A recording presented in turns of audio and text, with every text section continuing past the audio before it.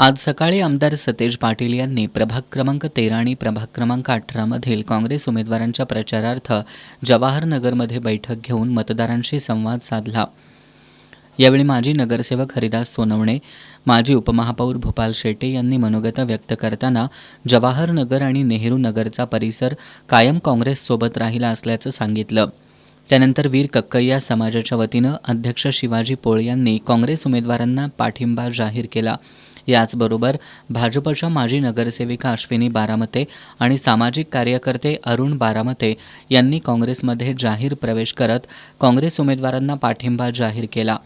आमदार सतेज पाटील यांनी काँग्रेस उमेदवारांना पाठिंबा जाहीर केल्याबद्दल वीर कक्कय्या समाजाचं आणि काँग्रेसमध्ये प्रवेश केल्याबद्दल बारामते परिवाराचे आभार मानले.